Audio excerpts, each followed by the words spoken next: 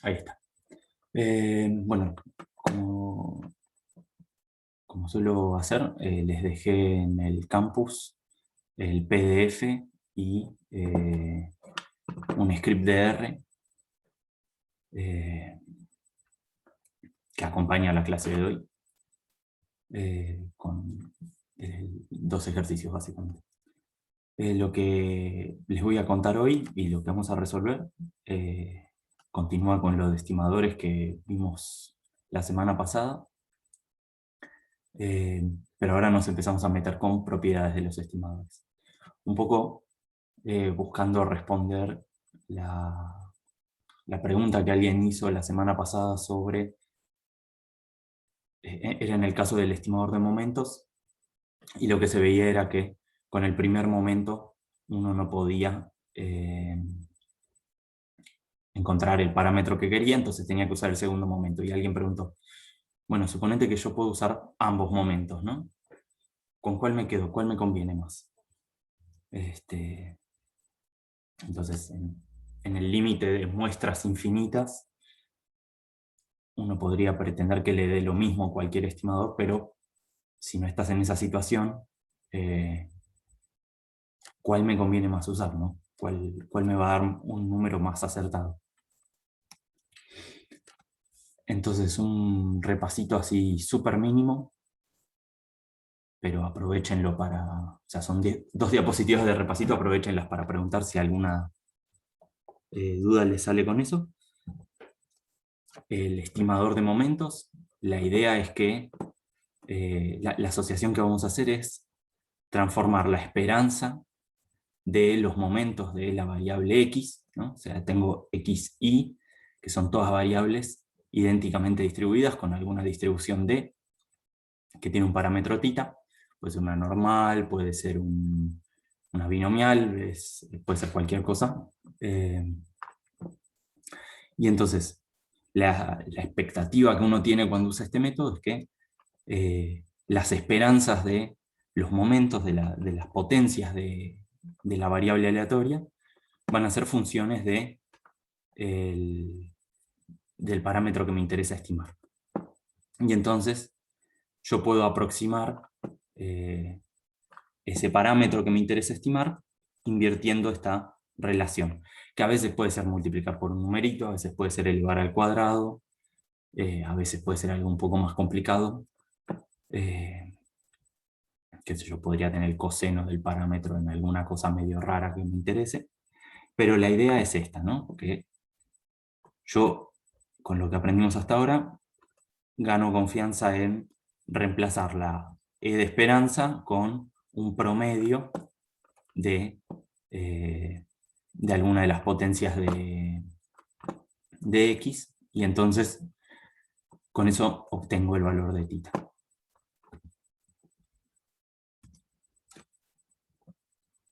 Frénenme, por favor, usen el chat, porque, perdón, al revés, usen el micrófono porque el chat no lo veo fácilmente. Así que frénenme donde les haga falta.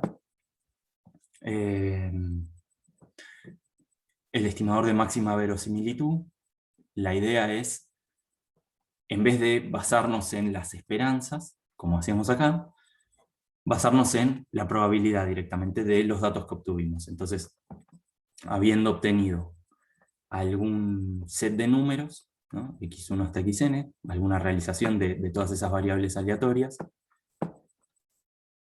yo lo que tengo es alguna función que me permite calcular la probabilidad de ese resultado que obtuve, y lo que voy a pedir es que el parámetro sea el que haga máxima esa probabilidad.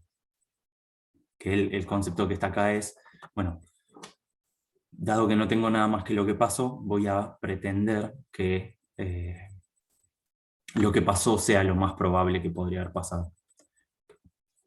Y bueno, entonces definíamos una función del parámetro y todas las realizaciones de las variables aleatorias que llamábamos verosimilitud, que era básicamente esta probabilidad, ¿no?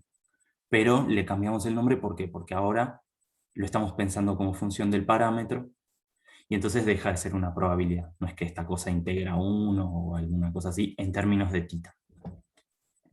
Entonces es la verosimilitud de tita, la probabilidad de los datos. Bueno, ahora sí entramos con estas medidas nuevas, en general valen para los estimadores cualquiera estemos considerando. Que es, bueno, básicamente, ¿qué es lo que le vamos a poder pedir al estimador? Lo que le vamos a poder pedir al estimador es que en promedio me dé el número que quiero. ¿Cómo formalizamos esa idea? Bueno, pedimos que la esperanza del estimador que yo tengo sea parecida al parámetro que quiero estimar. La diferencia entre esas dos cosas la llamamos sesgo. Y bueno, uno en principio quiere que el sesgo sea chico, pero como bien estaba explicado en el video de la teórica, a veces un sesgo muy chico me puede llevar a tener varianzas grandes del estimador, y eso, digamos, podría terminar siendo malo a la larga. Entonces no hay que quedarse solo con eso, sino que ahora en las medidas que van a venir lo vamos a ver.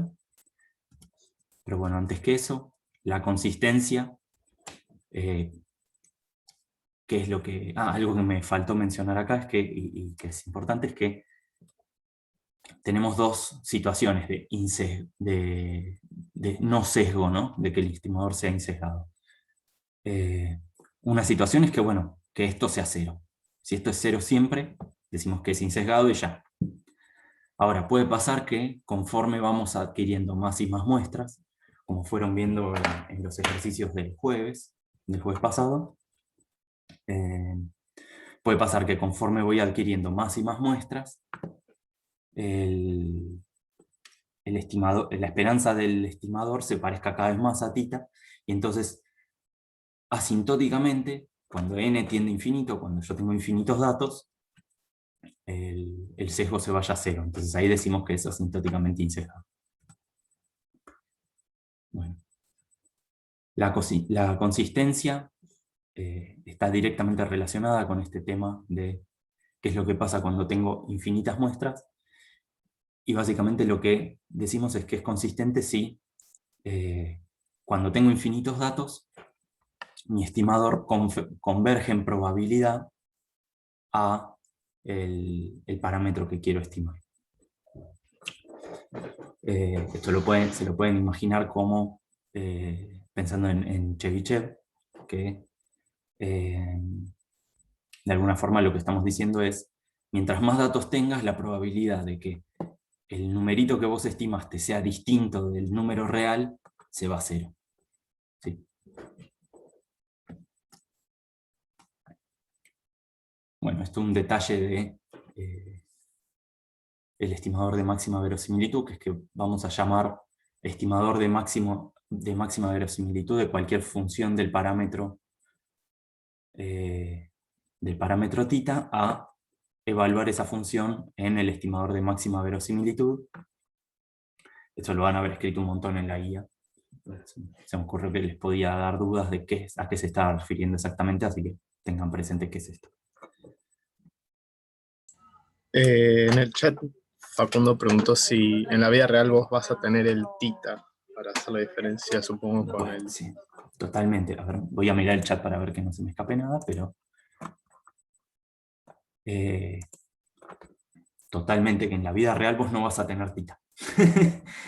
Totalmente. Por eso uno lo que ve es cómo funcionan estas distribuciones para distintos valores de tita, busca acotar para los distintos valores posibles de tita. Uno típicamente tiene una idea de por dónde anda tita, entonces puede tener una idea de las cotas para el sesgo, la consistencia. Fíjate que en principio sería independiente del tita, porque lo que yo tengo es que mi estimador va a converger a tita, sea cual sea ese tita.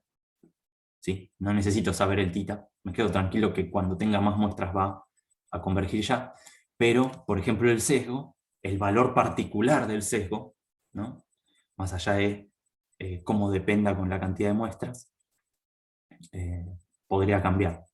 Uno en general lo que va a querer es que sea o bien insesgado el estimador, si el foco está puesto en esto, o bien asintóticamente insesgado, y entonces se va a quedar tranquilo de que si gano más datos, mi estimación va a ser mejor.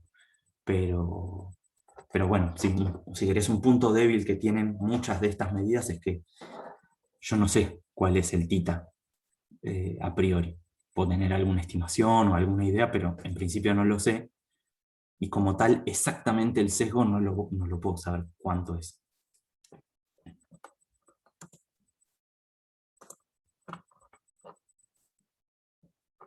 Sí, sí.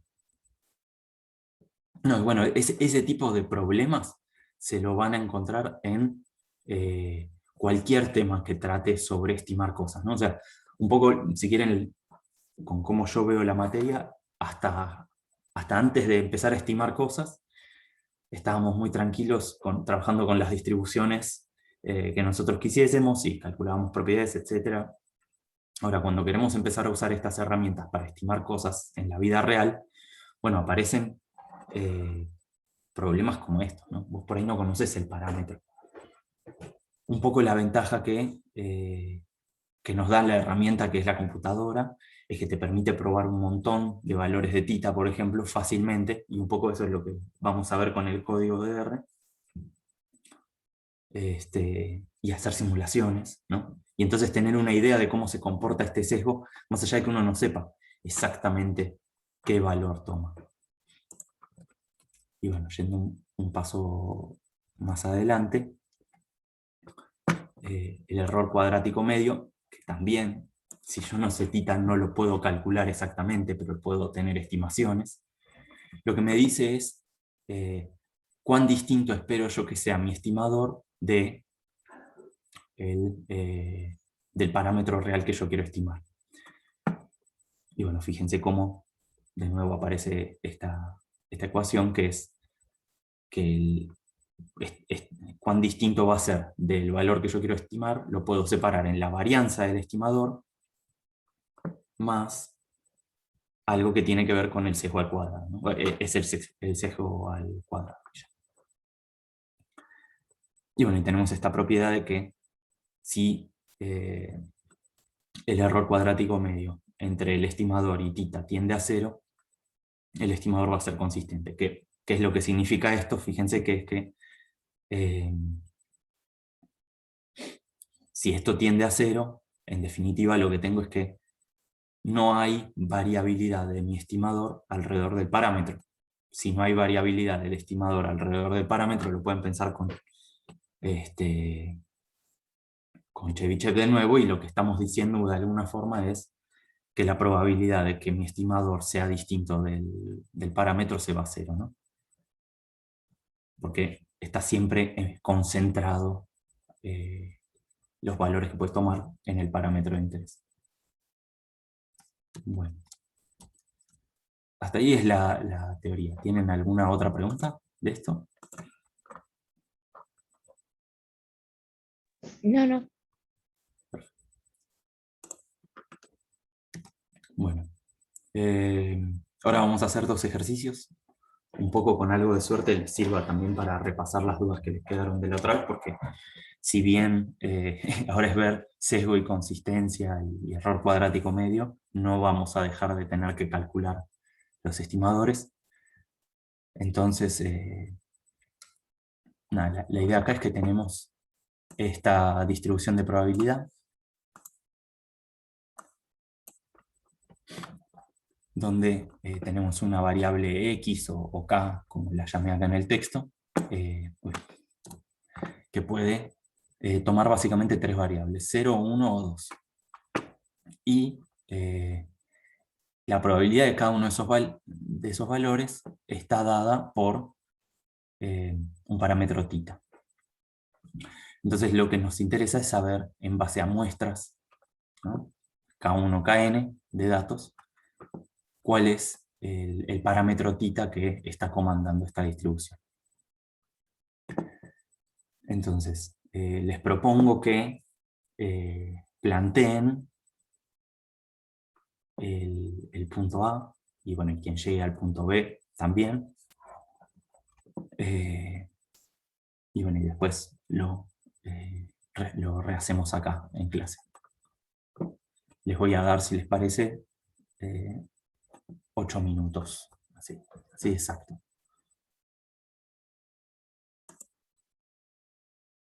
Como les había dicho antes, el PDF lo tienen en el campus. Ahora sí, ¿no? Sí. Sí. Bien, entonces, para que quede en el video, queremos encontrar la esperanza de K. Entonces, para calcular el estimador de momentos de θ. Entonces, la pregunta es, ¿cómo calculo la esperanza de K con esa distribución que tengo ahí? Multiplicás y sumas las ecuaciones, sería, Claro. o las fórmulas. Básicamente voy a tener que hacer 0 por P sub X de 0, más 1 por P sub X de 1, más 2 por P sub X de 2. ¿Sí? ¿Se sigue eso? Sí. Yo no sé si chequearon si esta cosa es una distribución de probabilidad. Alguien probó, le dio esa curiosidad y sumó los tres a ver si da 1. O pensó que por ahí tenía sentido fijarse eso. Fíjense que de ahí también podríamos obtener algún tipo de intuición sobre el valor de θ en general, ¿no? En este ejercicio ya está hecho eso, entonces si sumo los tres, maravillosamente, fíjense que esto, el 2 más el 2 más el menos 4, se va el término cuadrático. Ahí quedaría parece que 5 θ Me parece que le pifié en Sí. algo que copié. más 2/3. En algo le Perdón. pifié en lo que copié. No. A ver, vamos a chequearlo. Ahí está. Okay. A mí con el del PDF me quedo terminando 2 θ. La esperanza. Sí. Que ahí le copié algo mal. Esto acá debería decir θ, ¿no? Menos θ pone en el PDF. Sí. Tiene que ser para que son. Ahí está. Y ahí sí, Ahora sí. Se tenía que cancelar. Pero bueno, fíjense, digo, porque también de nuevo con las preguntas de cómo sería en la vida real, supónganse que tuviésemos dos parámetros o no sé, algún tipo de relación que no se cancele. La suma de estos tres me tiene que dar 1. Entonces, eso podría ya de por sí darme algún tipo de información sobre θ. Otra cosa es el tema del rango de valores que puede tomar θ, ¿no? Porque estas tres funciones tienen que ser mayores que 0 y menores que 1. Entonces eso ya me limita el rango de posibles valores que puede tomar θ, ¿sí? Pero bueno, ahora sí, entonces con el del, como decían, con el del PDF, ahora sí está bien. Que bueno, que nos dimos cuenta rápido de eso también. Entonces, hay que hacer esta cuenta y, como bien me decían ahí, esto da 2 θ. No me acuerdo si funciona. Sí, estoy escribiendo en cualquier lado. Vamos a mandar esto lejos.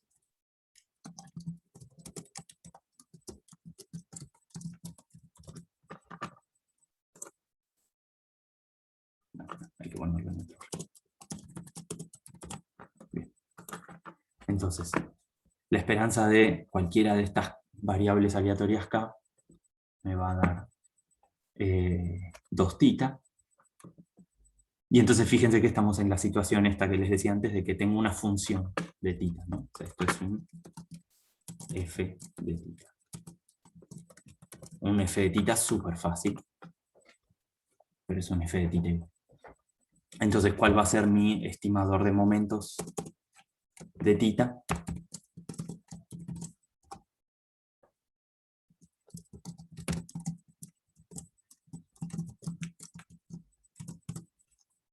F sobre 2.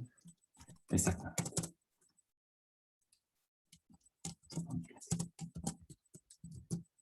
Bajar.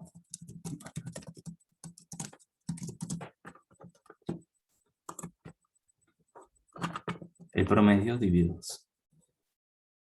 Bastante sencillo. Entonces, ahora nos preguntan por el sesgo y por la consistencia. ¿Qué sesgo tiene esto? ¿Qué tendría que mirar para ver el sesgo? La pregunta es,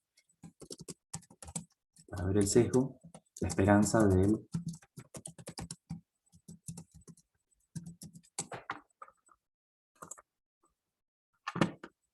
estimador de momentos de tita. ¿No? ¿Se sigue eso?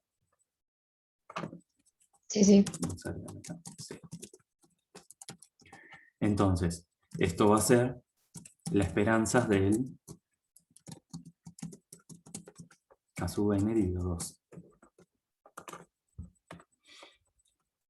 Y acá viene algo importante, fíjense, gracias a que la función esta es muy sencilla y es solo dividir por un numerito, el numerito sale afuera, y entonces esto es la esperanza del K sub n sobre 2, y la esperanza del K sub n, que ahí me faltó el sombrerito, pero ¿cuánto es?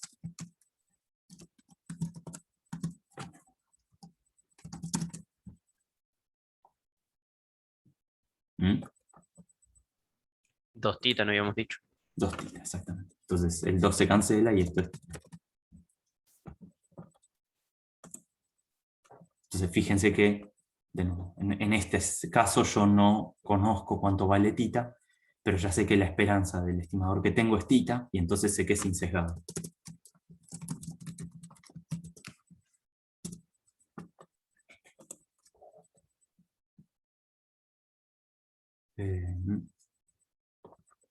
Más aún, una ventaja que tiene el estimador de momentos es que sabemos de la consistencia.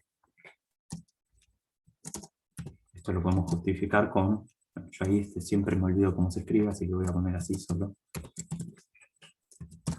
Chebyshev con algunas letras. O sea, como siempre veo formas distintas de escribirlo y me olvido cuál es la correcta.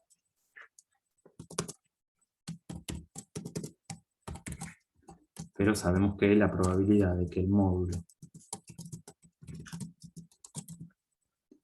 de que el K sub n menos 2 tita sea mayor a un épsilon, esto va a ser menor o igual a ¿qué?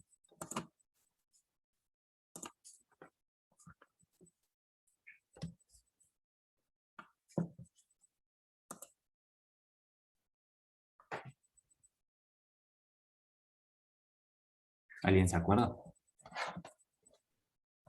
sea, va a ser la varianza sobre... Ujú. Epsilon cuadrado.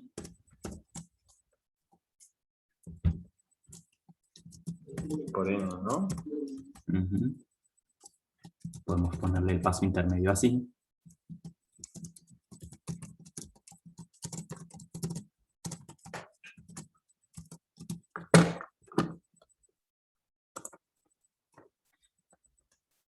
Y usamos que la varianza del K sub n es 1 sobre n la varianza del K.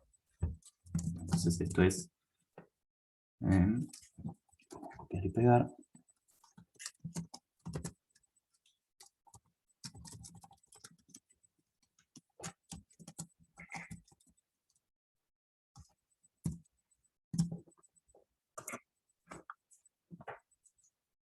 Ahora acá, de este lado, del lado izquierdo, esto ya se ve que cuando n tiende a infinito, suponiendo que la varianza del k sea un número finito, vamos a ver que va a tender a 0.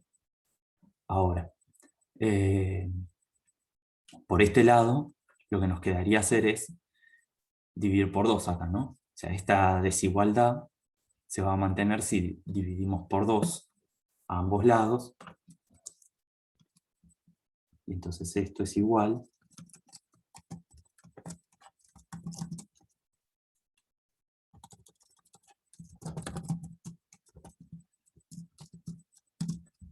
a esto.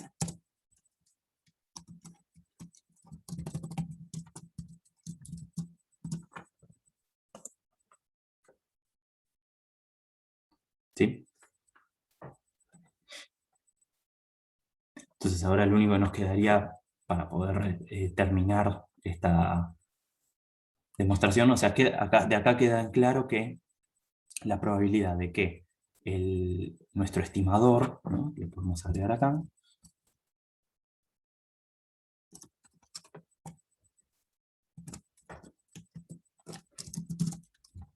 ya podríamos poner barra momentos, sea distinto de un numerito, se va a 0, conforme n tiende a infinito, suponiendo que la varianza del k sea un número fijo, y entonces con esto sabemos que si b de k es fijo y finito,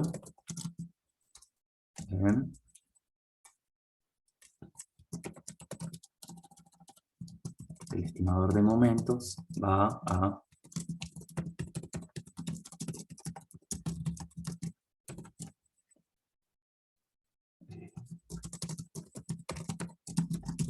converger en probabilidad al tita, y entonces va a ser consistente.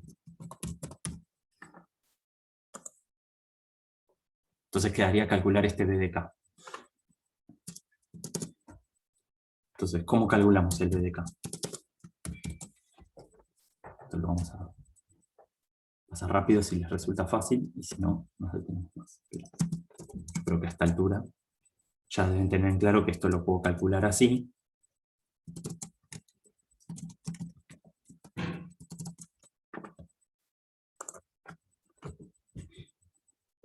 Y más aún, como en realidad a mí lo único que me interesa es acotar esto y ver que tiende a 0, ya veo que esto es más chico que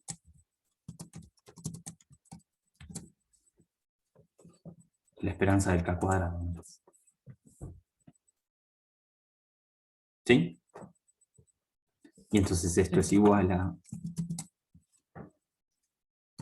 1 por el p sub x de 1 más 2 al cuadrado por p sub x de 2.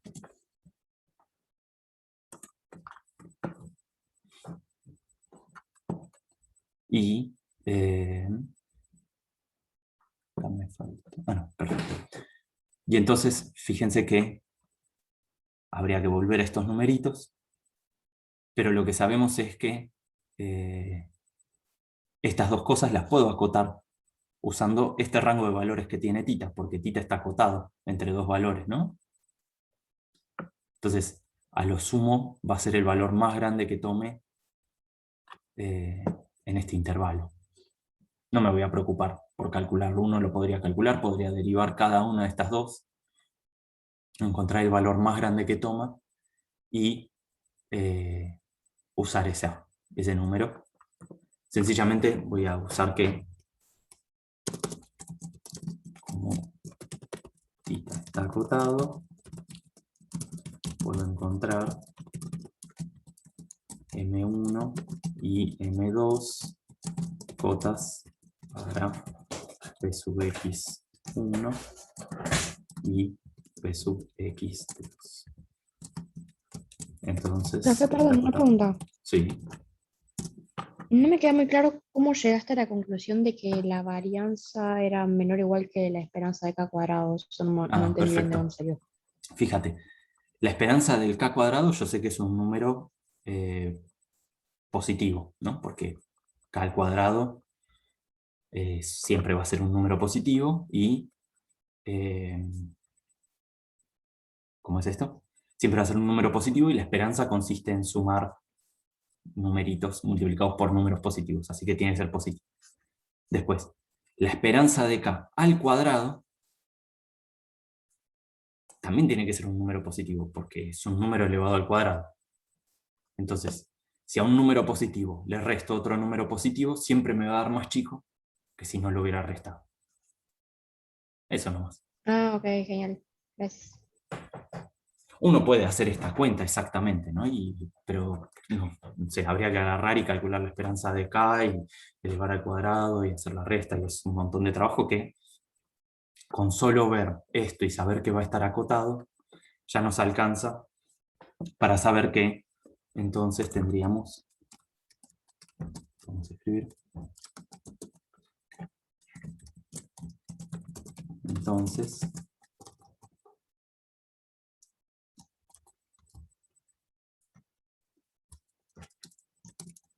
Perdón que pregunto de vuelta. sí, Entonces, tipo, ¿para qué estaríamos sacando esto? O sea,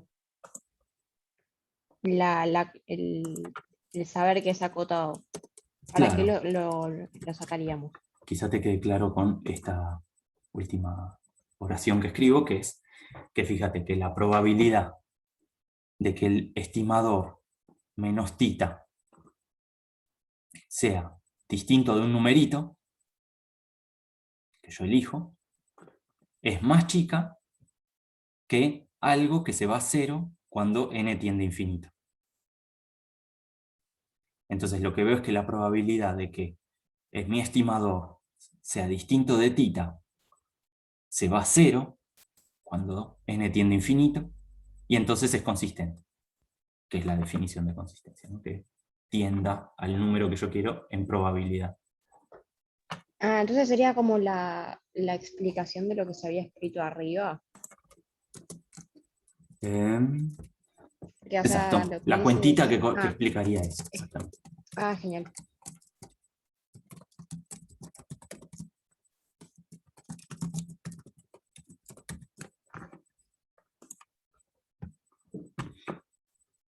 ¿Por qué? Porque a lo que voy que es que si uno dice, si B de K es fijo y finito, porque fijo es importante también porque podría depender de, no sé, de tita y que varíe con tita o de n. No sé. De n no tendría mucho sentido que dependa, pero digo, hay que tener en cuenta cómo varía con los parámetros del problema este B de K, porque eso me puede cambiar las cosas. Y si es siempre finito, de acá ya estaríamos viendo que converge en probabilidad tita. Ahora falta hacer alguna cuenta para mostrar que el B de K es fijo y finito. O como mínimo finito para, para los valores que me importan. ¿Sí? Sí, sí. Si quieren, si uno estuviese en resolviendo esto entre comillas, la vida real, quizás no se preocuparía mucho por eso. Pero intentemos mantener la prolijidad. Bueno, entonces, en el segundo punto lo que nos piden es encontrar una expresión para el estimador de máxima verosimilitud de tita. ¿Por qué una expresión? Bueno, y esto va a ir un poco más al código de R. Una ventaja y una desventaja del estimador de máxima verosimilitud es que, si bien tiene una operatoria sencilla, ¿no?, que es encontrar el máximo, a veces no es tan fácil encontrar a mano, ¿no?, con una cuenta, el máximo de una función. Entonces, lo que quiero que vean de acá es cómo se escribiría la verosimilitud de un set de datos para esta distribución de probabilidad. Entonces, ¿cuál es si yo tengo una muestra que sea así?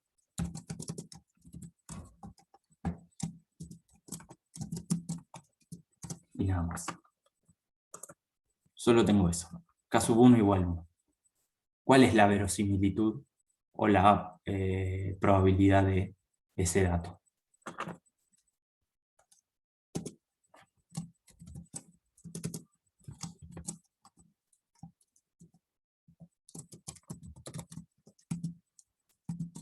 ¿Mm?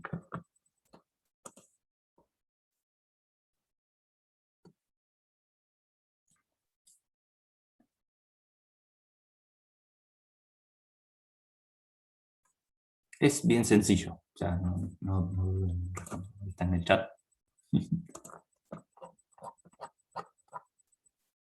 Bueno, y gracias por la corrección. Vamos a poner C mayúscula y con B larga. ¿Cómo calculo la probabilidad? Quizás una observación más es que para hacer la cuota que dijo Ariel, de la varianza hay que también decir que es mayor o igual a cero, ¿no? Sí, Sí. es verdad. Una pavada igual. Gracias. Veamos. O sea, sería el que. Puede ser que sea el tita que haga que sea 100% de la chance del A igual 1. Lo quiero como en función de tita, ¿no? O sea, si yo te pregunto cuál es Ah, la probabilidad de este dato, ¿no? No quiero que me digas el tita correcto, ni todo, solo cuál es la probabilidad de este dato.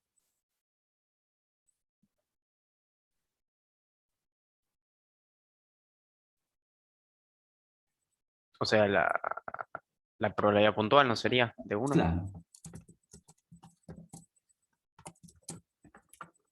Esto sería nada más, ¿no? Ahí, tengo el chat encima. Solo eso, ¿sí? Es una función de tita, ¿no? Pero ahora, si tengo esto así, ¿cuál sería la función de verosimilitud de esto? O sea, 2 Ah, en vez perdón. de. Exacto.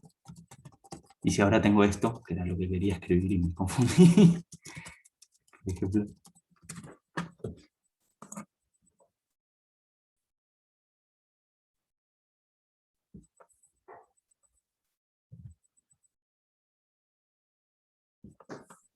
Se estaría multiplicando las Ujú. dos. Exacto. O sea, sería esto, ¿no?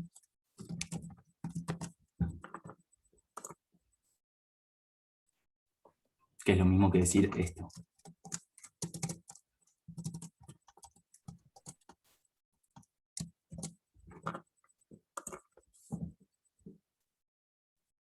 Y si ahora tengo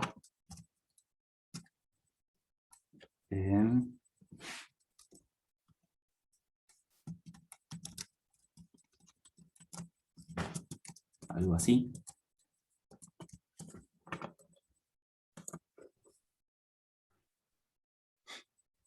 Multiplicas por. Sí. Y así te queda la productoria completa. claro. Entonces vamos a ver, básicamente lo que vemos es que si tengo N1 valores con K igual 1, N2 realizaciones, ¿no? Realizaciones. N2 realizaciones con K igual 2 y N0 realizaciones con K igual 0, ya lo podemos obviar. Lo que nos va a quedar es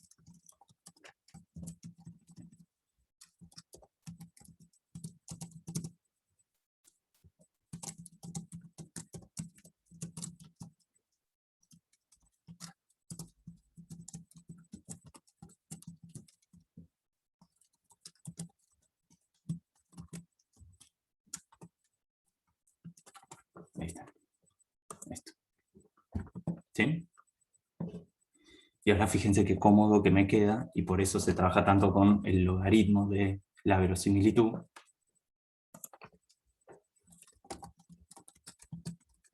Que el L de θ va a ser n0 por el logaritmo de el primero más n1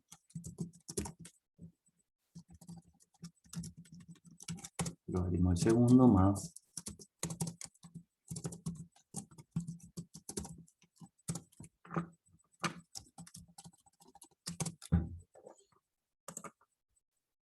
esto.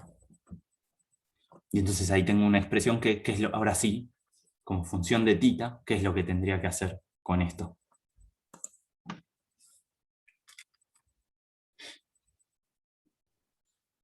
Ahora sí lo maximizarías. Claro. Maximizo esto en el intervalo, que fíjense es importante, tengo un intervalo. Esto ahora vamos a ver cómo se hace el cálculo en el R, porque si se fijan, cuando yo derivo esto, ¿no? Para buscar máximos globales en el intervalo, fíjense que me va a quedar algo de esta pinta.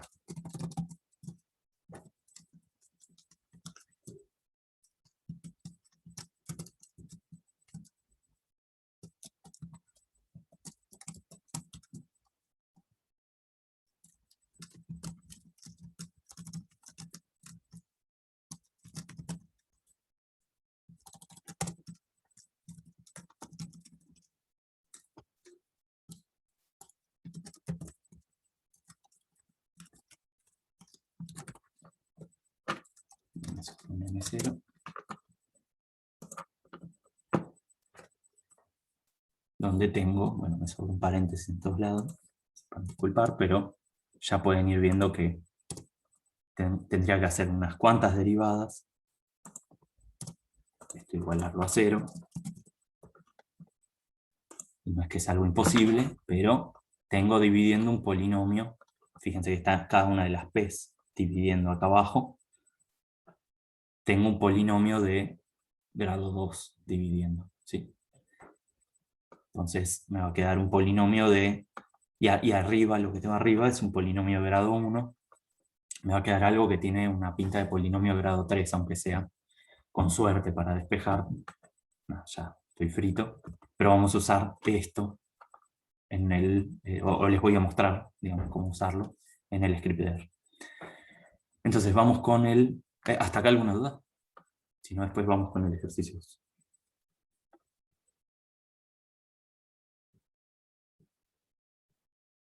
Por ahora no. Bien.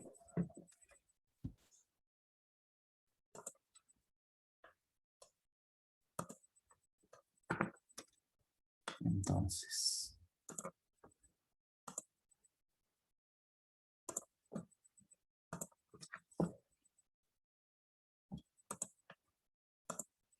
el ejercicio 2, que también está en el PDF, ahora sí tenemos una función un poco más interesante, si quieren.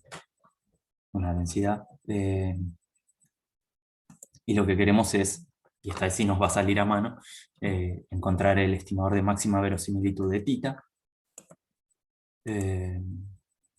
Y bueno, chequear si es insesgado, calcular el error cuadrático medio, ver si es consistente, y calcular un estimador de una probabilidad. Entonces, para que lo chusmeen un poquito, de nuevo les voy a dar 8 minutos. ¿Sí? ¿8 minutos está bien? ¿O quieren que les den más tiempo o menos? Mi objetivo es que lo puedan mirar al ejercicio y empezar a pensarlo un poquito antes de que lo resuelvan.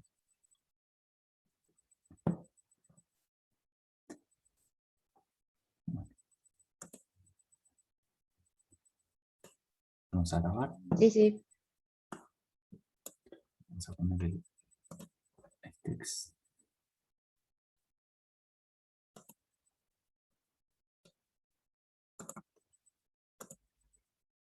Ahí está.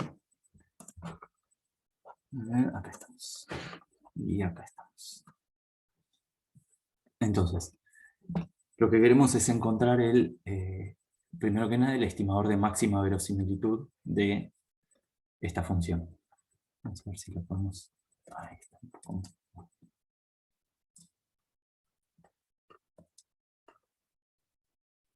Un poco más. Entonces, ¿qué pinta tiene esta función? Ya varias veces vimos cosas así, ¿no? ¿Qué pinta tiene esta función en términos de x? Si hacemos un dibujito así esquemático. Perdón, no se ve lo que está dibujando. Ah, no se ve lo que estoy dibujando. A ver.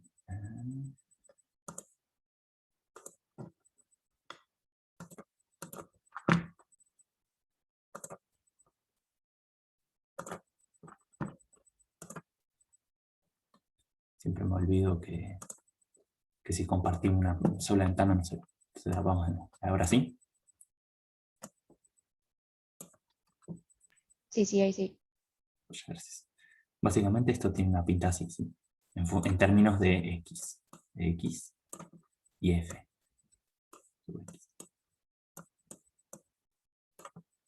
Y este es el valor tope, que es θ.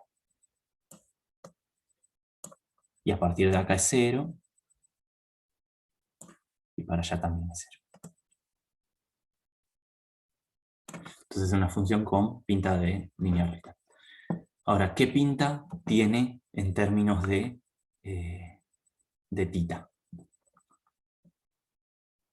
Supónganse que me salió un valor de x que es este. Vamos a ponerle un número, no sé. 3.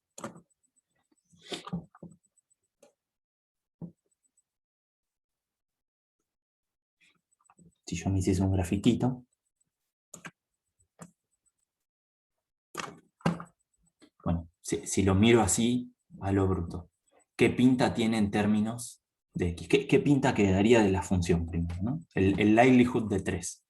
Tendríamos 2 por 3 sobre θ cuadrado por la indicadora de 0 θ evaluado en 3.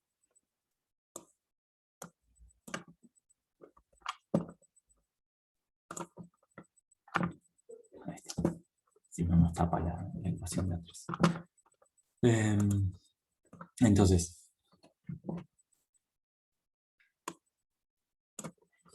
así a lo bestia, ¿qué pinta tiene esto si lo grafico? Bueno, lo primero que uno puede ver es que tengo una cosa que va como 1 sobre, vamos a poner θ, y le vamos a poner un L de 3.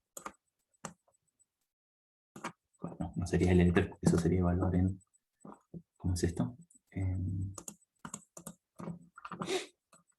θ igual 3, entonces ponemos P de 3, o F de 3.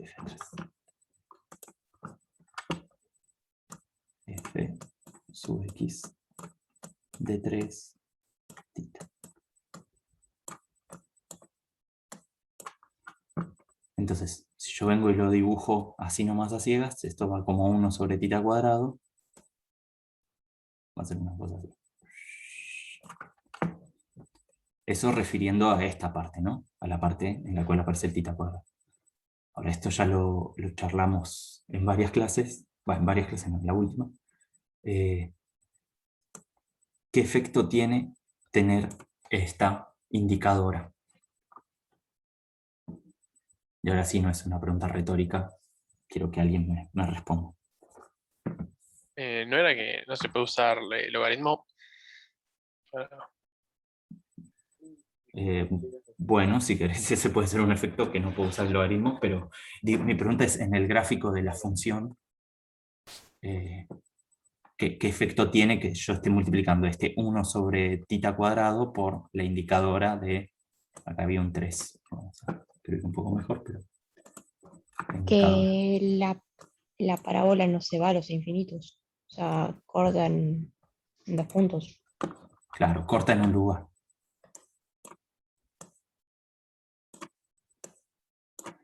¿Por qué? Porque esta cosa va a ser mayor a 0, ¿cuándo? Cuando θ sea como. Mayor a 0. Mayor a 0. Sí, pero ¿qué más? Θ. Mayor a 3. Exacto. Si θ es mayor a 3, esto me da 1. Y si θ es menor a 3, esto me da 0. Entonces yo voy a tener el 3 acá.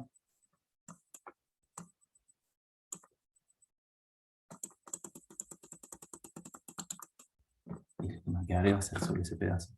No sé por qué se me fue el entero. Ahí está. Entonces solo me va a quedar este pedazo. Bueno,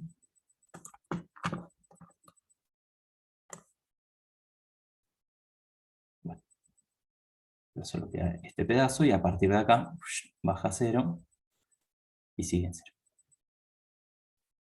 Entonces lo que hace el indicador este es recortarme el rango de valores de θ para que solo pueda tomar los valores que están por arriba del valor que obtuve.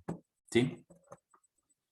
Entonces en este caso que me inventé que me había salido el valor 3, θ solo puede ser mayor a 3. ¿no? O sea, los valores con verosimilitud de θ distinto de 0 van a estar por arriba de 3. Por debajo de 3, la verosimilitud se anula. ¿Sí? Que tiene sentido, ¿no? Porque ¿cómo puede ser que me haya salido un x igual a 3 si θ era menor a 3? ¿Sí? Ahí no sé qué dijeron por el micrófono, no escuché porque estaba hablando. No, es justamente interesante. Tiene sentido. Perfecto. Entonces, vamos a borrar esto. Y volvemos a cargar. Entonces, eso fue para un solo valor de x. ¿Qué pasa si yo tengo muchos valores de x? Si yo tengo una muestra de valores de x. ¿No? Si yo tengo muchas realizaciones de x, que son x1 hasta xn,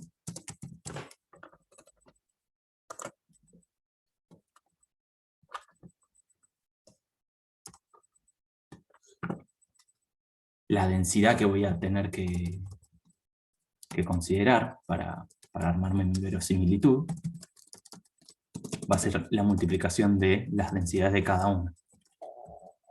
Entonces el L de θ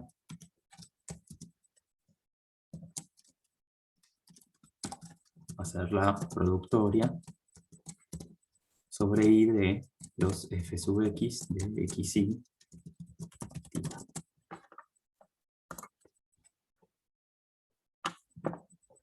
¿Sí? Siguiendo un argumento parecido al que usamos acá arriba cuando armamos la I, que era la multiplicación de cada una, pero ahora trabajamos con las densidades. Y entonces esta es la función que vamos a querer maximizar en términos de θ. Entonces, ¿qué pinta va a tener esta cosa? Escribámosla de nuevo, pero multiplicando ahora sí. El 2 cuando lo multiplique, si yo tengo n muestras, lo voy a multiplicar n veces, me va a quedar un 2 a la n. El θ cuadrado que divide, si lo multiplico n veces, me va a quedar un θ a la 2n.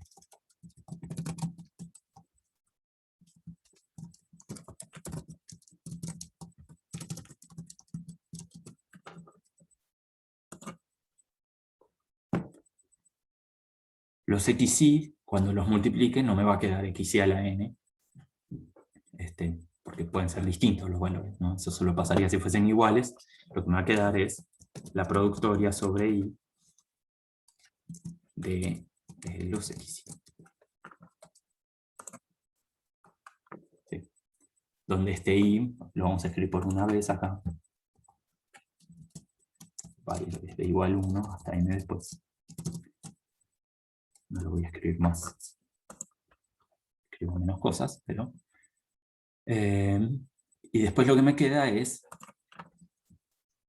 vamos con un paréntesis, si lo separamos, la productoria desde igual 1 hasta n de las indicadoras. 0 barra tita de los x.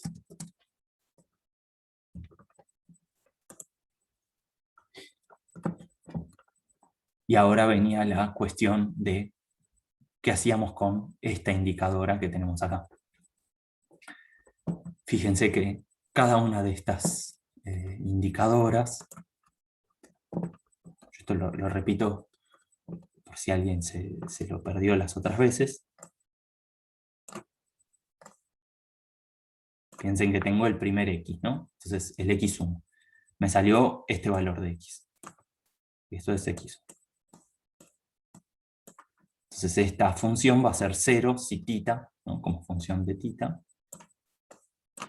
Si tita es más chico que x1 y 1 si es más grande. Entonces va a ser acá. Tiqui, tiqui, tiqui, tiqui, para allá. Ahora para el x2, supónganse que me sale un valor por acá. Va a ser algo parecido. Para allá. Y para un x3, supónganse que me salió por acá.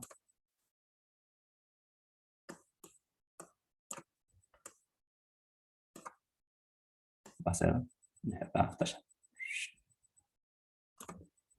Y así muchos. Entonces, cuando yo multiplico todas estas cosas, ¿qué es lo que sobrevive al final?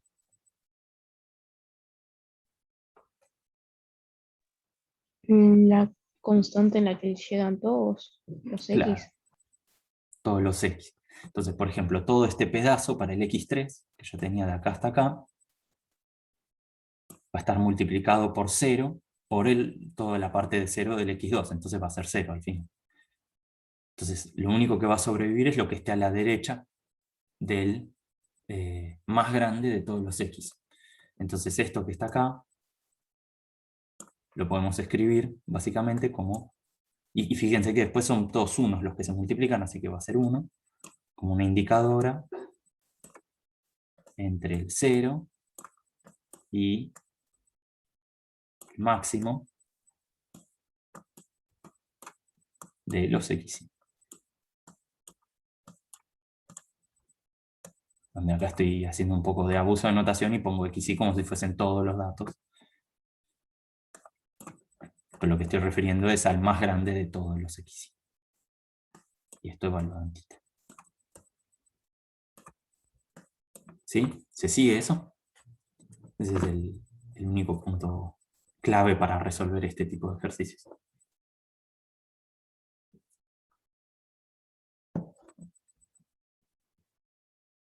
Sigo, si no. Sí, sí. Sí, se entiende. Sí.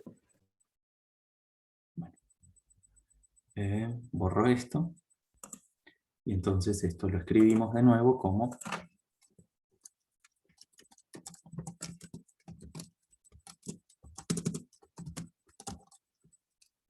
solo esta última indicadora la escribimos como indicadora de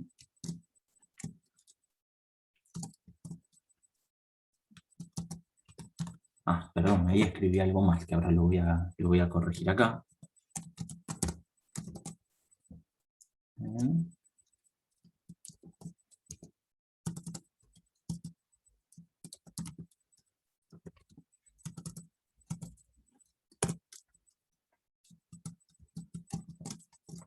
Porque yo recién en lo que escribí puse del 0 al máximo de los xy, no, al revés, es la otra parte, ¿no? O sea, va desde el máximo de los xy hasta el valor más grande que quiera. Porque si pongo tita igual infinito acá, está bien, funciona, no hay problema. El punto es que no puedo poner uno que sea más chico que el más grande que me haya salido. Entonces va, por si la duda lo repito, si alguien se confunde con eso, desde el máximo de los xy hasta más infinito. no desde 0 hasta el máximo de los x. Y entonces, con esta información que tengo acá, fíjense que esto es un numerito, ¿sí? Alfa, porque no depende de tita. Bueno, el 2 a la n también es un numerito, y entonces el gráfico que me queda de esta cosa es así.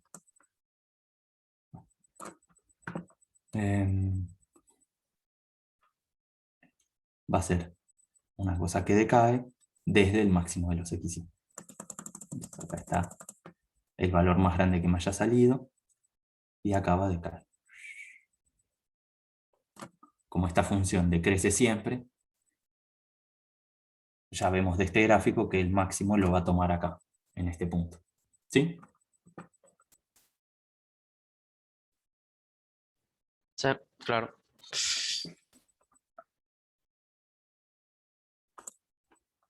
Y entonces con todo eso tenemos que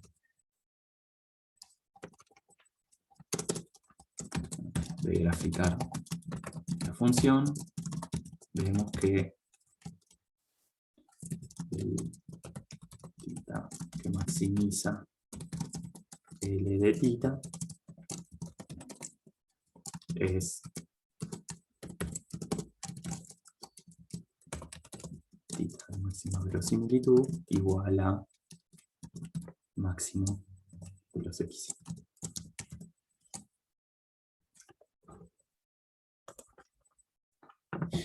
¿Sí?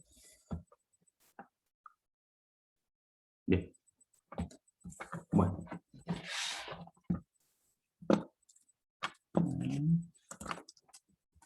Me falta una R y lo puse en cualquier lado.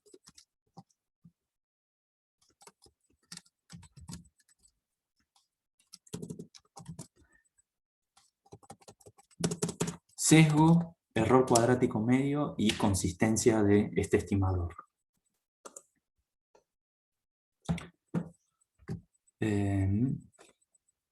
Para poder calcular el sesgo, ¿qué es lo que necesitamos hacer?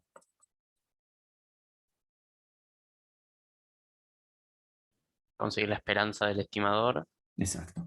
Y entonces, ¿para eso qué necesitamos saber del estimador?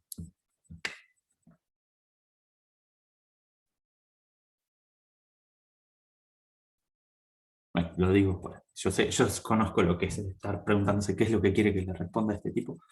Necesito saber la función de densidad de probabilidad del estimador, ¿no? Porque para poder calcular la esperanza necesito tener cómo se distribuye el estimador, que recordemos es una variable aleatoria, ¿no? También porque es el máximo de los números que me haya salido en una muestra. Entonces, en distintas muestras voy a tener distintos máximos, ¿sí? Entonces, si bien esto es un numerito que yo quiero calcular, no deja por eso de ser una variable aleatoria. El que está fijo es tita. Mi estimador es una variable aleatoria. Bien. Entonces, yo acá lo voy a sacar de sus memorias, pero quizá alguno se acuerde de cuál era la función de probabilidad del máximo de una variable aleatoria. Bueno, aunque sea, me interesa saber si se acuerdan de que eso lo vimos hace unas guías. Entonces, lo vimos en la guía de... ¿cómo se llama esto? De función, en la que arrancamos a trabajar con vectores aleatorios. Y lo que vimos es que si tenemos una f de a que es f sub x de x,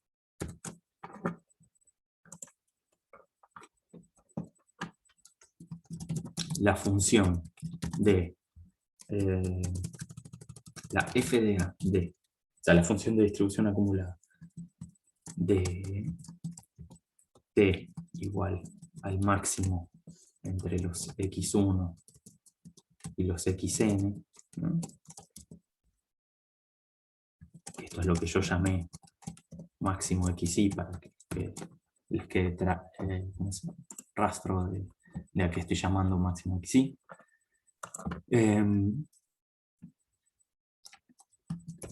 Tiene,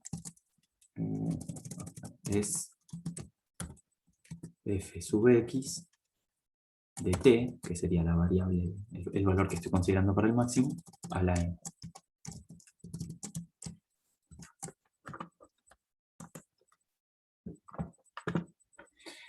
Entonces,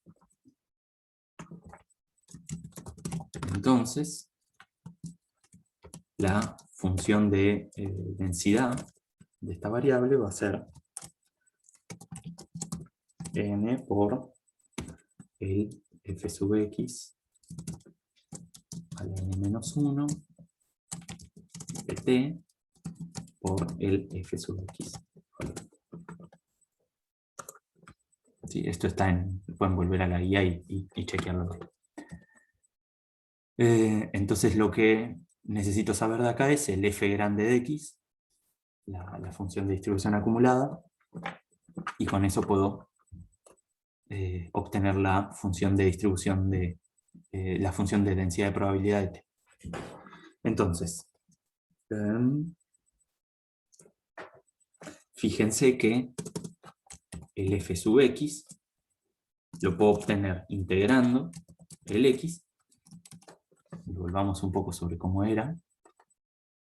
Fíjense que tengo 2 por x sobre θ entre 0 y θ.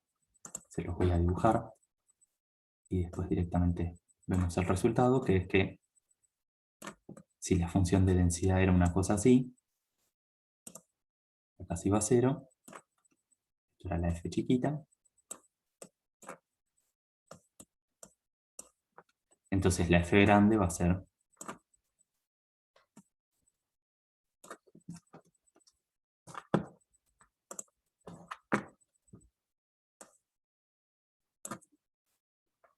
estoy integrando una función lineal, va a ser una parábola, va a venir siendo 0 de este lado, va a ser una parábola, va a llegar hasta 1, y va a seguir. Y bueno, si me hubiese salido más bonito este punto, digamos, corresponde con este, ¿no? Entonces, es integrar x, me da x cuadrado.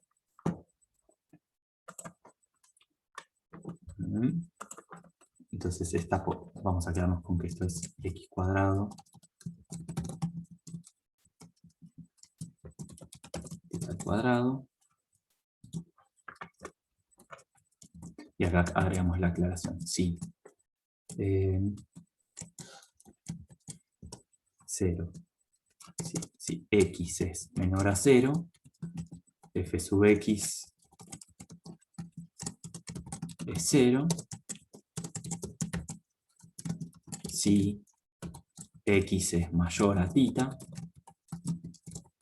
f sub x es 1.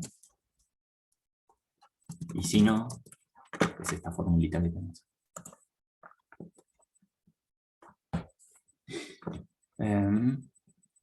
Entonces, ahora vamos a tener que derivar siguiendo esto de acá. Le vamos a poner un par de enters para que sea un poco más legible. ¿Está? Entonces, el f sub t de t va a ser igual a n por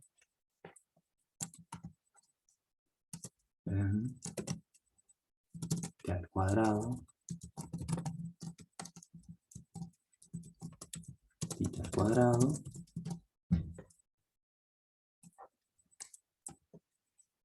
a la n menos 1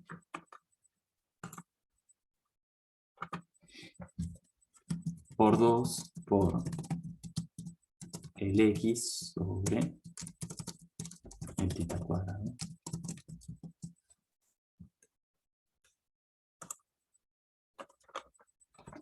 Y por, obviamente, la indicadora de 0, θ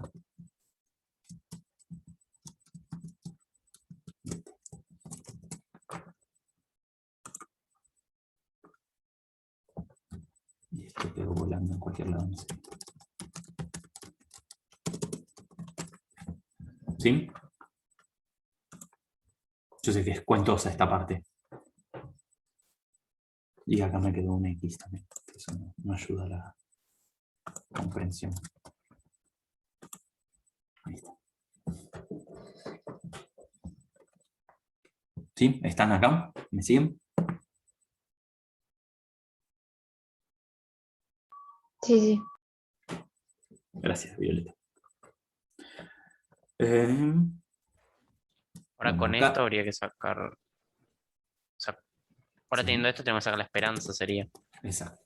Entonces, la esperanza del tita de máxima verosimilitud va a ser la integral entre tita y 0. Y me faltó símbolos de pesos.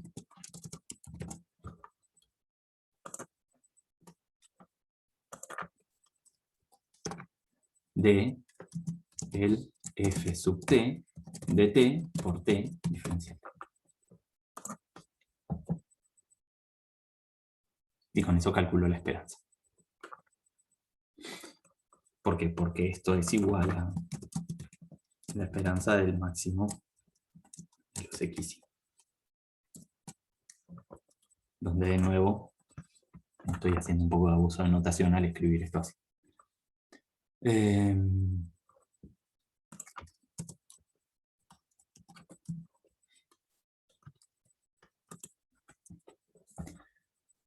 Bueno, esa integral, ven que yo lo que tengo acá es un polinomio, ¿no? Tengo este t al cuadrado a la n-1, así que me queda de acá un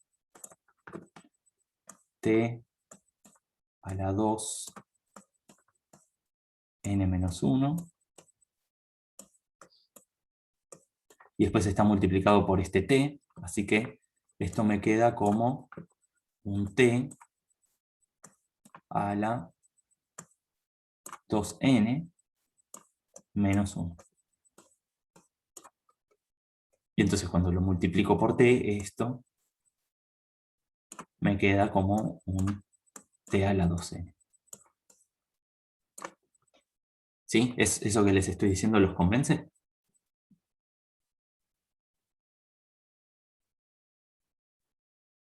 Sí, sí. Sí, Perfecto. Yo para no escribir un montón de cuentas, ¿no? Entonces con eso yo ya les mando el resultado, que es que esta integral da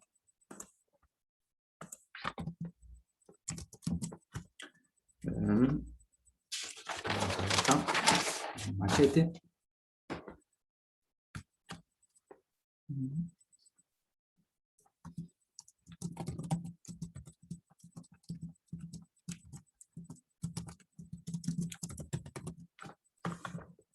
Resultado maravillosamente sencillo al lado de todo lo otro que veníamos viendo, que es que da 2n sobre 2n más 1 por tita.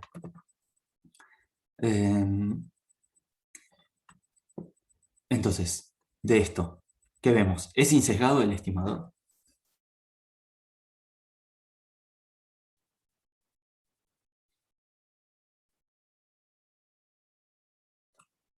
Vamos a escribir el sesgo. Sí, diría que sí.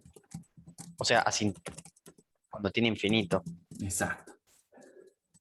Esto es la esperanza del tita de máxima verosimilitud más el tita. Y entonces esto, fíjense que queda 1 menos 2n, 2n más 1.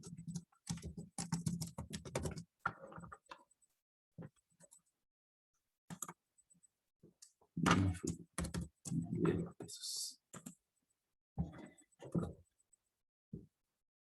Y al revés, ¿no? El menos 1 va al otro lado. Ahora sí. Perfecto. Entonces, esta cosa que tengo acá tiende a 1 cuando n tiende a infinito, pero en principio el sesgo no es 0. Fíjense, este número es levemente más chico que 1 siempre, ¿no? Es 2n dividido 2n más 1. De hecho, esto lo podemos reescribir como menos 1 sobre el 2n más 1 tita.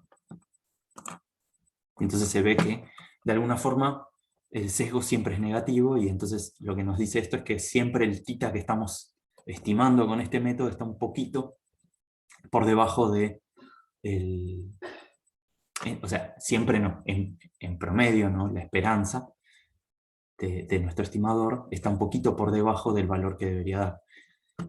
Y con la curva que vimos, nada, pueden pensar que tiene algo de sentido, ¿no? Porque lo que estamos quedándonos es con el valor más chico de tita de todos los que serían posibles, ¿no?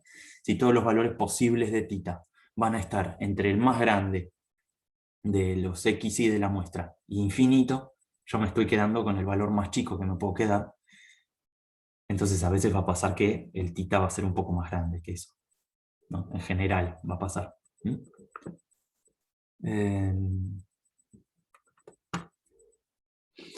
Y después, no, fíjense también que si bien yo no sé qué valor exacto del sesgo voy a tener, puedo saber un montón de cosas con esto, ¿no? Esto que les decía. Yo sí sé que el tita es positivo, sé que el sesgo es negativo, así que en realidad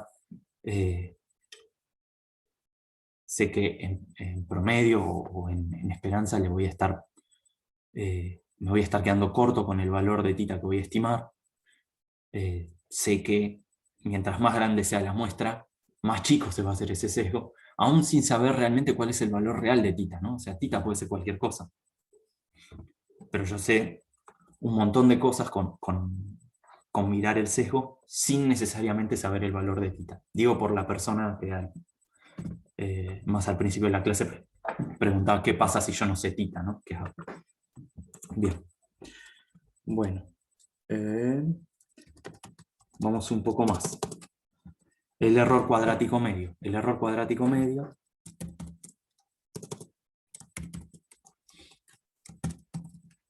del estimador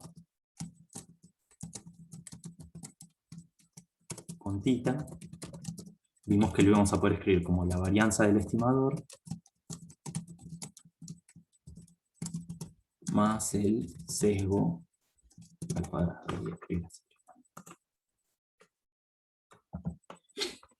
Entonces el sesgo ya lo sabemos, lo único que nos quedaría ver es cuál es la varianza del estimador. Para calcular la varianza del estimador, de nuevo tengo que volver sobre esta f de t, y lo que voy a tener que calcular es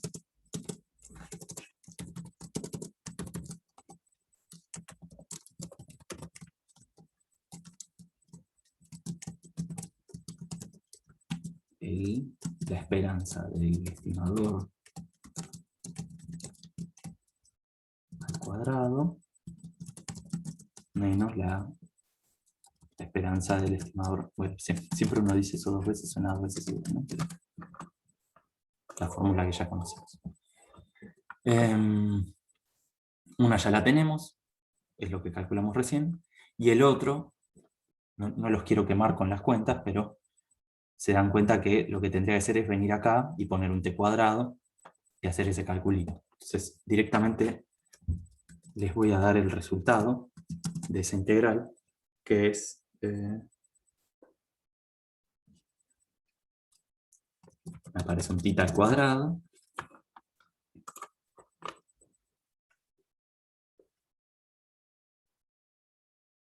y después me aparecen restas de cosas que tienen que ver con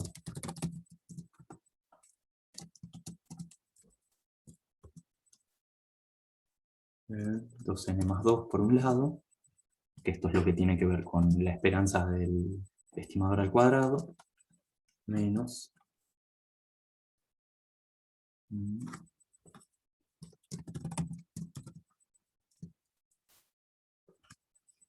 ver qué me salió con lo que tenía anotado.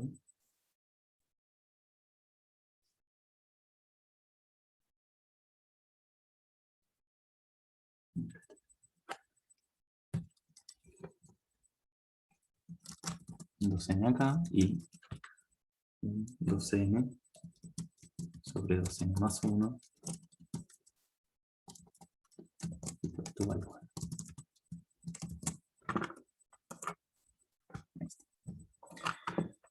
Entonces fíjense que la varianza bueno, va multiplicada por un θ al cuadrado, o sea, sigue dependiendo del parámetro, pero lo que vemos es que es un cociente de cosas que tienen que ver con n, menos otro cociente, pero al cuadrado. Esto es lo que tiene que ver con la esperanza al cuadrado, y esto es lo que tiene que ver con la esperanza del estimador elevado al cuadrado. Y fíjense que estas dos cosas, bueno, uno podría ponerse a desconfiar y chequear que esto sea mayor a 0, es mayor a 0, y digo por la varianza, que tiene que ser siempre positiva, y lo que pueden ver es que este término, el de la izquierda, tiende a 1 cuando n tiende a infinito, y el otro también tiende a 1 cuando n tiende a infinito. Así que en definitiva tengo algo que me queda como 1 menos 1 cuando n tiende a infinito, y entonces esto tiende a 0. Entonces vemos que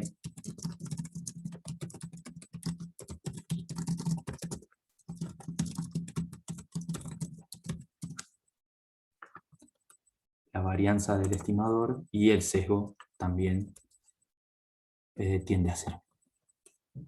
Y entonces ya de acá podemos decir, entonces el estimador es constante.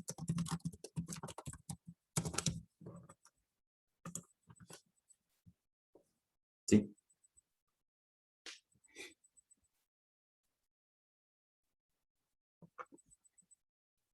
¿Vamos bien hasta acá? Queda un cachito más y estamos. Sí, sí, sí. Bueno. Y ahora, lo que nos piden es encontrar un estimador para, ¿cómo es? Algo que no puse explícitamente.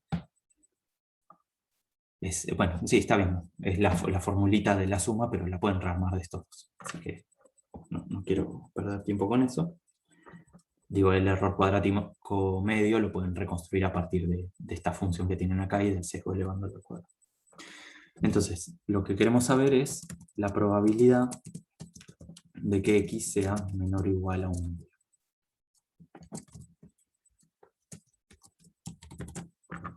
En general, para este tipo de cálculos uno tendría que tener cuidado de, bueno, a veces podría pasar que x pueda valer 1/2, a veces no, dependiendo del valor de θ. Acá estamos protegidos contra eso porque ya sabemos que θ es mayor a 1, entonces siempre 1/2 está incluido en el rango. Pero hay que atender a eso.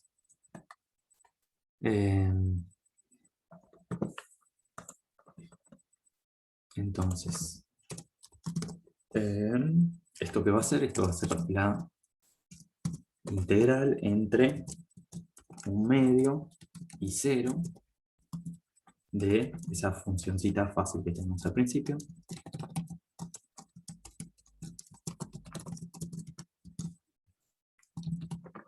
Donde directamente ya ni pongo la indicadora porque estoy dentro del rango de valores en los cuales la indicadora vale 1, ¿no? Porque el θ es más grande siempre. Entonces esto lo que me va a quedar es 1 sobre el θ cuadrado por 1/4. ¿No? Porque esto es, vamos a hacerlo un paso más, esto es x al cuadrado evaluado entre 1/2 y 0.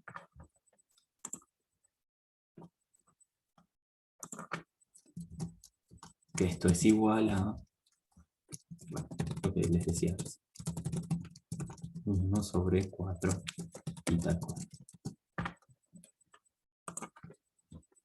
Entonces, usando el estimador de máxima verosimilitud, nuestro estimador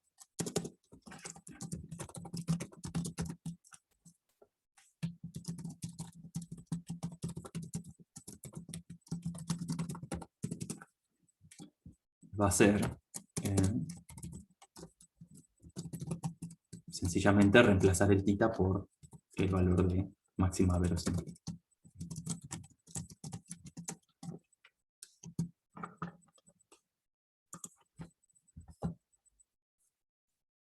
No sería más que eso.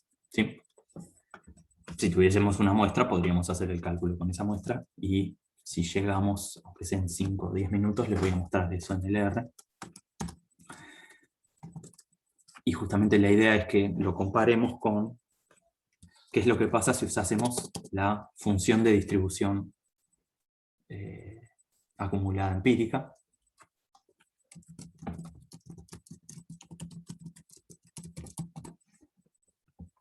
¿Cómo calcularía si usase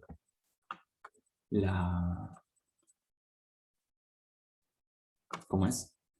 Dada una muestra, la probabilidad de que X sea menor o igual a un medio, usando la función de distribución acumulada empírica.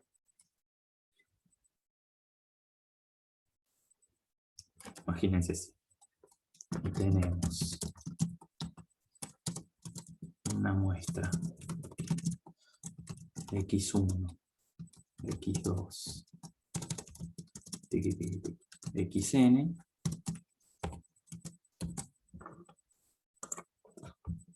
¿cómo calculo la probabilidad a partir de esos datos de que el x sea menor o igual a un medio?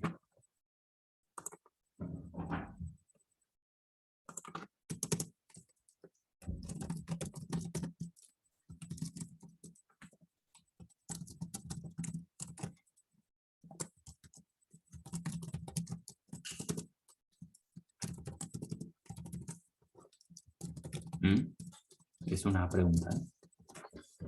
O sea, usamos el estimador para... ¿No sería usar el estimador para sacar el θ y después usar la de acumulada Eso con nuestra sería, original? eso podría ser un camino y te va a dar esto, 1/4 de θ de máxima verosimilitud, pero sería usando el de máxima verosimilitud. Si yo quiero usar la empírica, ahí quizá tienen que hacer como un regreso a las clases de estadística descriptiva. Esta función lo que me dice es qué porcentaje de casos enganché hasta un dado valor de X, para una muestra. Ah, pensé que decía que tenía que usar las dos a la vez, por eso no entendía. Ah, no, solo O sea, esta. sería agarrar la cantidad que... O sea, agarramos la cantidad que cumple en esa condición, que sean menores a un medio, y Exacto, dividimos por el total. exactamente. Entonces eso lo podemos escribir un poco más formalmente.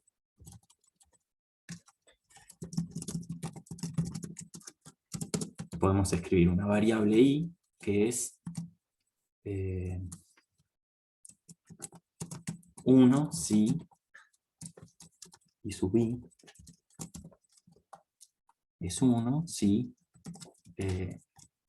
xi es menor a un medio, menos o igual, y 0 si no. Entonces, acá podemos poner la suma sobre i de los i sub i. Donde fíjense que estas variables aleatorias i sub i serían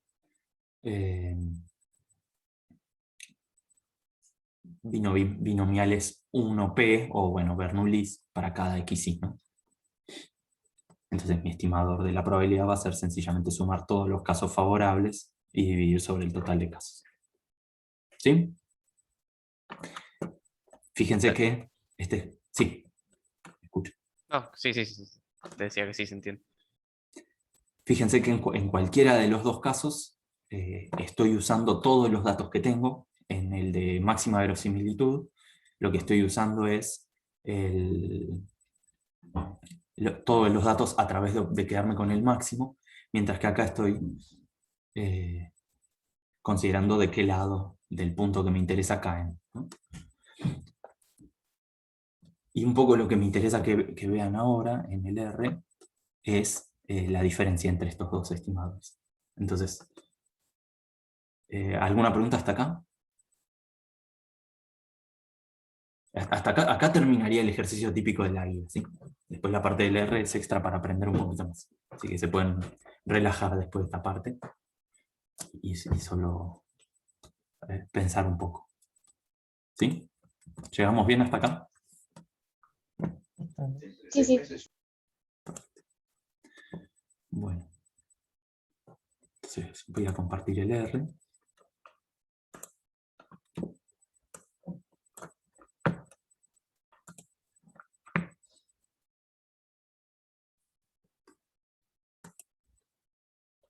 Y tengan presentes ambos ejercicios porque voy a comentarles un cachito de ambos.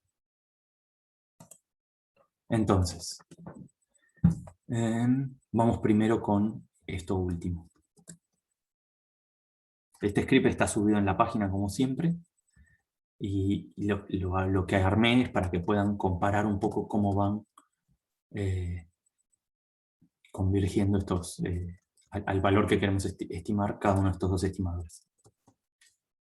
Entonces, bueno, un desafío que tiene este ejercicio, que no me voy a meter mucho en el detalle, pero lo tienen para mirarlo y pueden jugar un poco con eso y probarlo, es que si queremos generar muestras aleatorias de esta función de densidad, de alguna forma necesitamos generar, ¿no?, esas muestras. Entonces, lo primero que tienen acá es, suponiendo un θ, este θ true va a ser el θ verdadero, ¿no? Tomo un valor de 2 para ese valor verdadero de θ.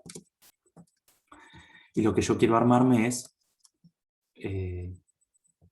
muestras de esta densidad que teníamos a partir de un uniforme.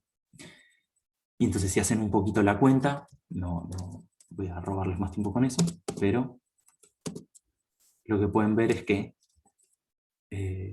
haciendo esta transformación, que es multiplicar por el valor de θ y elevar el valor a la 1/2, tendría que haber un i, ¿no? O sea, dado un i que es uniforme en el 0,1, si yo tomo la raíz cuadrada de ese i y lo multiplico por θ, este x va a tener la distribución del ejercicio, que era una parábola. Entonces, fíjense,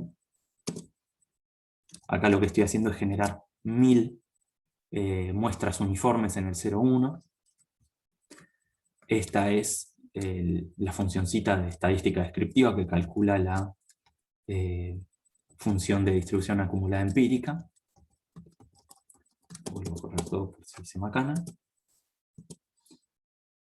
Y entonces, acá tenemos un grafiquito de eso.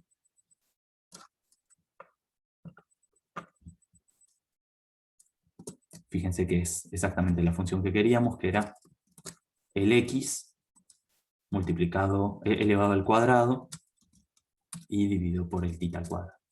La línea roja marca la distribución que sería la teórica y lo otro serían los datos de la muestra. Obviamente siempre hay algunas diferencias porque es una muestra aleatoria lo que tengo. Entonces, bueno, armo una funcioncita que genera esas muestras.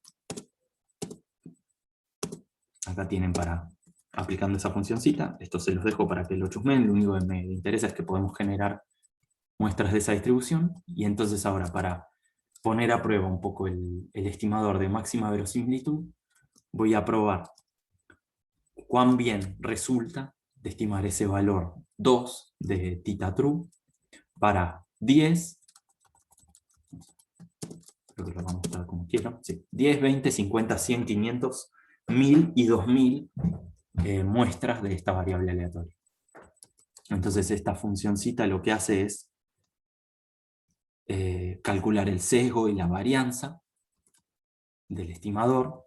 ¿Y cómo hago eso? Bueno, fíjense, agarro un valor de la cantidad de muestras, que es n, y para ese n genero 100 veces muestras. ¿Por qué genero 100 veces muestras?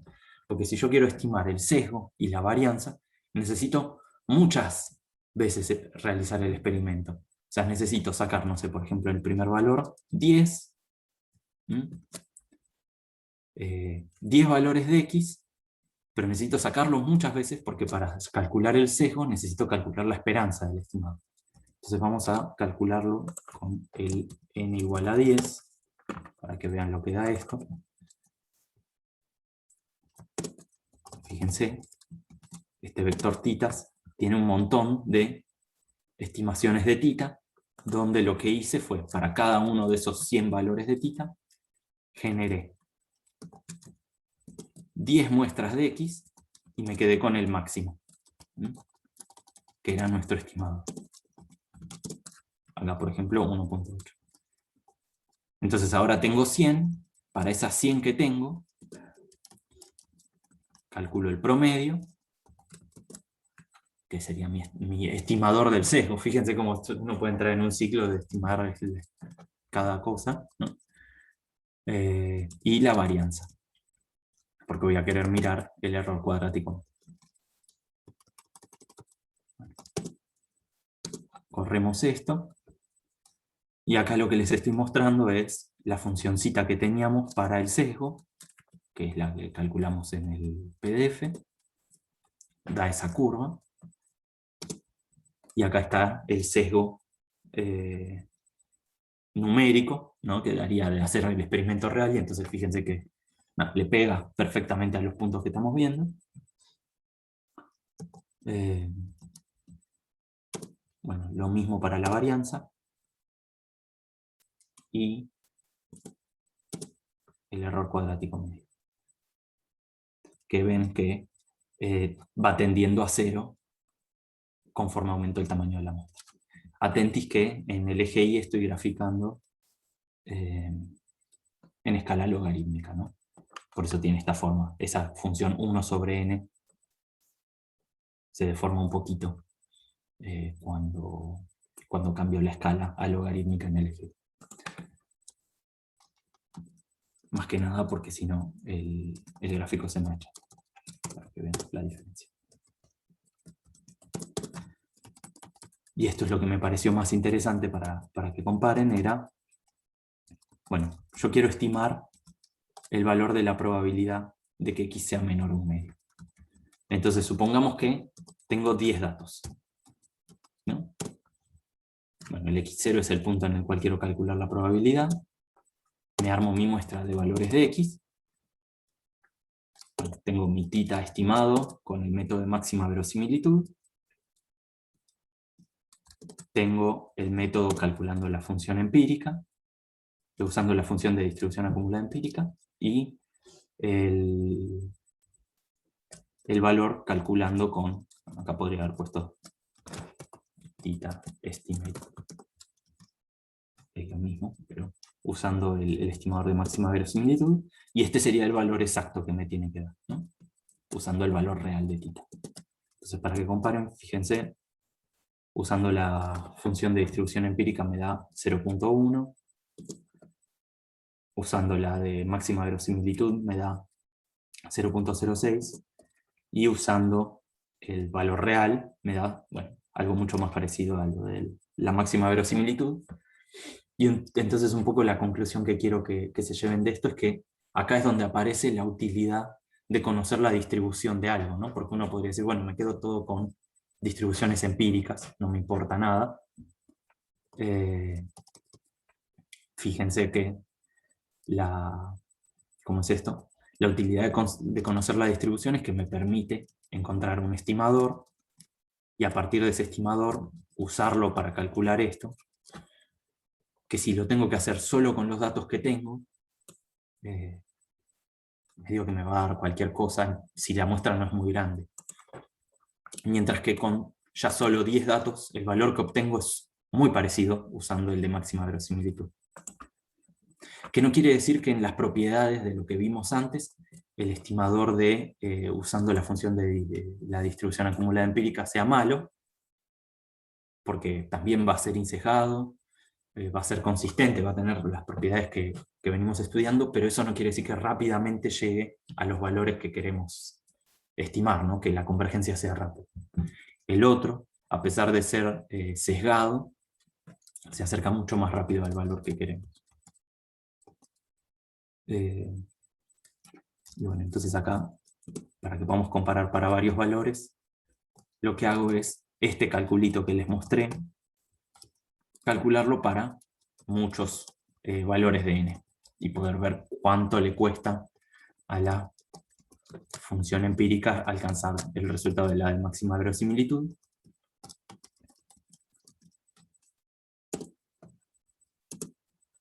Y el resultado que vemos es este. Ahí tenemos un legend que nos ayuda. Y donde lo que estoy usando para compararlas es el error cuadrático medio, que es lo que en última instancia me dice cuál es el que anda mejor, ¿no? Porque esto me mide cuánto varían alrededor del valor que yo quiero estimar cada uno de los estimadores. Y entonces pueden ver de acá que, esto fíjense que está en escala logarítmica, el error cuadrático medio del método de máxima verosimilitud está 2 órdenes de magnitud por debajo del otro, prácticamente, y esa diferencia se va agrandando conforme aumenta el tamaño de la muestra. Y para poder comparar un poco más directamente con los datos, acá lo que les grafico es el error porcentual, que es lo que les pongo acá, la desviación estándar, que sería el sigma, dividido el valor real multiplicado por 100, y fíjense que para 10 datos, el estimador de máxima verosimilitud anda en un error del 5%, mientras que el de la función empírica está por arriba del 50%, y necesito más de 2000 datos para poder alcanzar, no sé qué será acá, del orden del 10% de error porcentual usando el método de la distribución empírica, mientras que con el de máxima verosimilitud rápidamente le paso el trapo y ya para 2000 datos estoy en el orden del 0.1%, ¿no? O sea, bajísimo. Así que bueno, un poco para que vean cuál es la utilidad que tiene conocer la distribución que me interesa, ¿no? De lo que quiero ajustar. Después está todos los problemas que pueden aparecer por usar una distribución errada, pero si yo le puedo acertar a la distribución real de los datos porque la conozco, porque algún justificativo, gano un montón por conocerla por encima de usar los datos crudos, uno podría decir. Y bueno, en la otra parte se los voy a dejar para que lo miren ustedes, pero lo que les quería mostrar era que, bueno, acá teníamos unos grafiquitos de la función de probabilidad en cada uno de los casos, y que podíamos estimar el valor de θ usando el método de máxima verosimilitud, sin conocerlo, usando una función que optimice la verosimilitud, usando esta función optimize, que a quien le interese lo puede chusmear un poco y cualquier cosa me pregunta. Pero es eso, básicamente. Si yo conozco la función, puedo optimizarla. Y en base a eso sacar el valor que quiero, sin necesidad de tener que despejar directamente la verosimilitud. ¿Alguna pregunta de esto? Yo sé que es un montón, pero bueno, siempre los scripts les quedan para que los prueben a quien le interese. Suma un montón a entender los problemas, poder meterle un poco de mano con el cálculo numérico.